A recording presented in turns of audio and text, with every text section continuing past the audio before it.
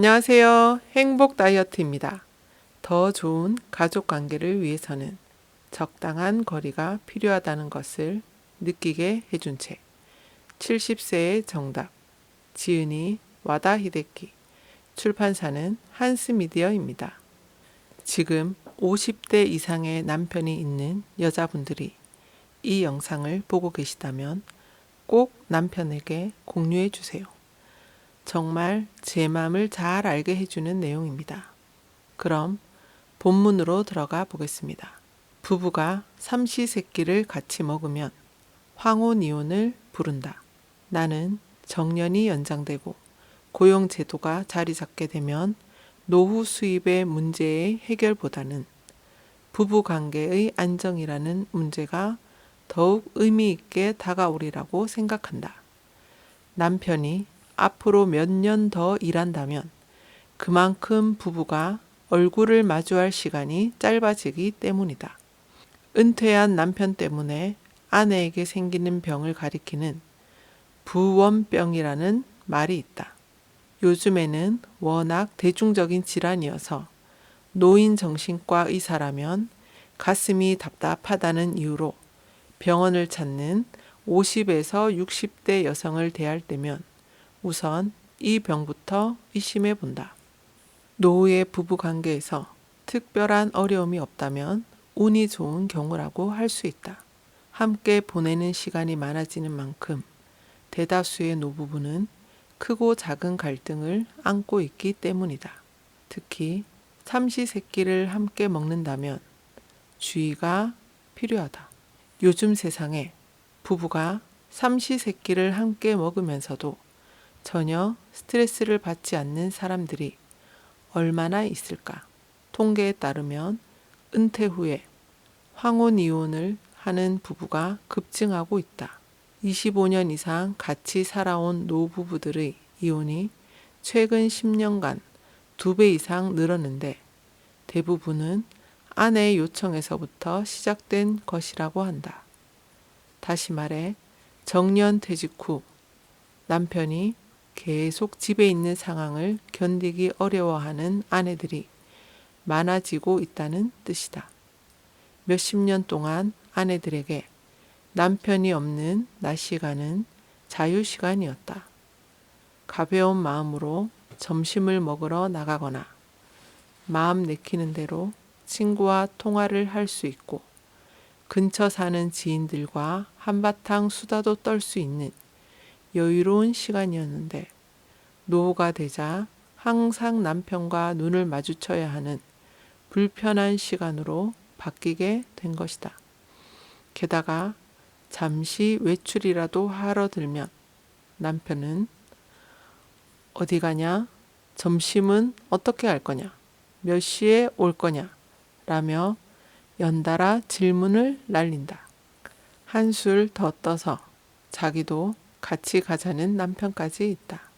아내가 어딘가로 외출하려고 하면 자기도 데려가라며 떼를 쓰는 것이다. 그러니 아내들은 물에 젖은 낙엽처럼 끈적끈적 달라붙는 남편에게 정이 떨어지지 않을 수 없다.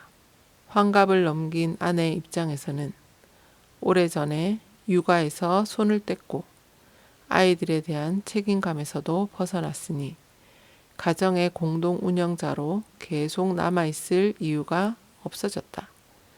그래서 황혼 이혼장을 내미는 것이다. 집에 없는데 건강한 남편이 최고. 노후에도 건강한 결혼 생활을 유지하고 황혼 이혼만은 피하고 싶다면 남편은 어떻게 해야 할까? 거듭 말하지만 남편의 은퇴는 본인에게는 자유시간의 시작일지 모르지만 아내에게는 자유시간의 종료를 의미한다.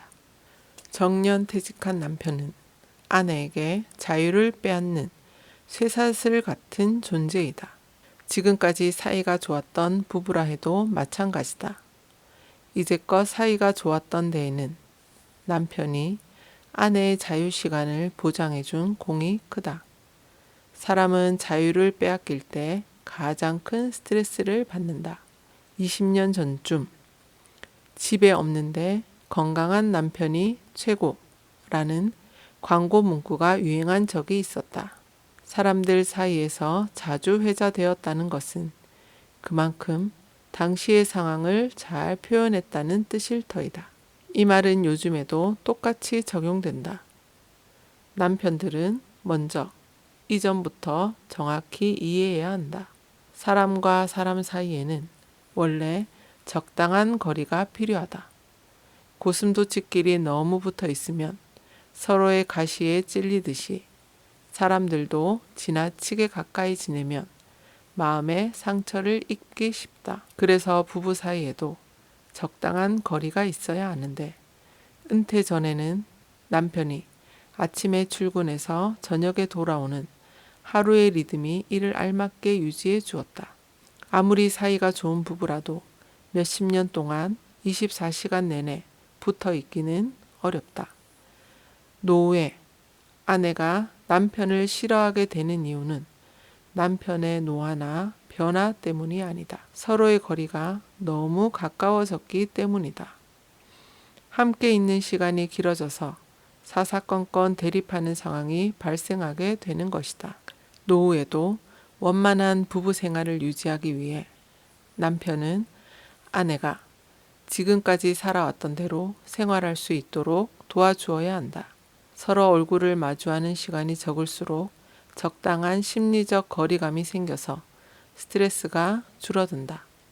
이것이 은퇴 후 남편이 집에 있는 탓에 늘어나는 황혼이혼을 막아주는 유일한 방법이다.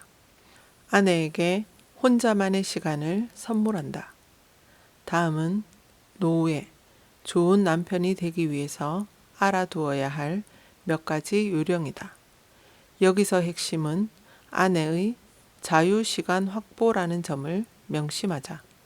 이를 염두에 두고 실천하면 아내도 남편이 집에 있는 생활에 조금씩 익숙해질 것이다. 점심은 자급자족할 것. 우선 점심은 알아서 해결하자. 매일 남편의 점심을 챙겨야 한다면 아내는 낮에 외출할 수 없어서 큰 스트레스를 받게 된다. 옛날과 달리 요즘에는 편의점이나 마트에 가면 무엇이든지 골라 먹을 수 있다. 점심 식사, 가능하다면 아침 식사까지도 스스로 준비해서 먹는다면 원만한 부부 관계를 유지할 수 있다. 집안일 분담하기. 노후에는 남편도 집에 있는 시간이 길어지므로 모든 집안일을 아내에게 맡길 명분이 사라진다. 특별한 기술이 필요하지 않은 일이라면 남편이 맡아서 하는 편이 서로에게 공평하다. 쓰레기 버리기, 빨래 널기와 개기, 화장실과 방 청소 같은 것 정도는 몇 번만 해보면 금방 할 수 있다. 오늘부터라도 시작해보자. 아내가 어디 가는지 묻지 않기. 아내의 사생활은 간섭하지 말자. 당연한 말이지만 아내를 졸졸 따라다녀서도 안 된다. 취미생활 함께 하지 말기. 노후에 좋은 부부관계를 위해 취미생활을 함께 하는 사람들이 있는데 젊었을 때부터 함께 즐겨왔던 취미가 아니라면 피하자. 아내와 같은 문화센터에 다니더라도 시간대를 달리해서 서로 마주치지 않도록 하자. 늙어가는 남편도 힘들다. 이번에는 노후를 원만하게 보내기 위한 아내의 마음가짐에 대해 알아보자. 은퇴 후에는 남편도 지친다. 알다시피 남성의 평균 수명은 여성보다 짧다. 게다가 대부분의 경우 남편이 아내보다 나이가 많은 편이므로 더 먼저 늙기 시작한다. 60대 이후에는 남성 호르몬이 급감해서 몸과 마음에 변화가 찾아오고 성인병에 걸려서 육체적으로 힘들어지기도 한다. 또 노인성 우울증의 초기 증상을 보이는 사람도 생긴다. 은퇴를 맞이한 남편들도 여러 가지로 고달프다는 말이다. 그러니 노후의 부부는 서로를 지켜주는 돌봄이라는 마음가짐으로 힘들 때마다 함께 도우며 지내야 한다. 남편이 집에 있으니 이제 아내가 나가서 일을 해보자. 노후에 남편이 집에만 있다고 답답해하지 말고 아내가 먼저 나가서 일거리를 찾아보면 어떨까? 어른 2명이 한 지붕 아래에서 생활하려면 하루에 몇 시간 동안은 얼굴을 마주하지 않는 거리 두기가 필요할 수밖에 없다.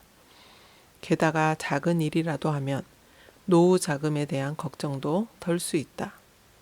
일하겠다는 마음만 있으면 여성은 나이가 많아도 조리보조, 가사 도우미, 요양보호사 등 다양한 일을 할 수 있다. 그래도 힘들다면 혼자 사는 것도 방법이다. 아무리 노력해도 이 사람과는 도저히 같이 살 수 없겠다 싶으면 이혼하고 새로운 인생을 사는 것도 방법이다. 아직 살아가야 할 인생은 많이 남아있다. 한 집에서 몸만 같이 살 뿐, 마음은 이혼한 상태와 다름없다거나 남들 앞에서만 사이가 좋은 척 연기하면서 불쾌한 마음을 담아둔 채 부부관계를 유지한다면 몸과 마음에 안 좋은 영향만 끼칠 뿐이다. 정신과 의사로서 이처럼 마음을 망가뜨리면서 지내는 여성분들을 많이 보아왔다.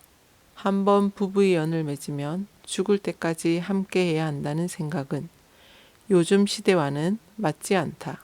이제 와서 새로운 삶을 살 수는 없다 하는 두려움에서 벗어나 보는 것도 노후를 살아가는 방법이다. 지금까지 70세의 정답을 들려드렸습니다. 들어주셔서 감사합니다. 행복한 하루 되세요.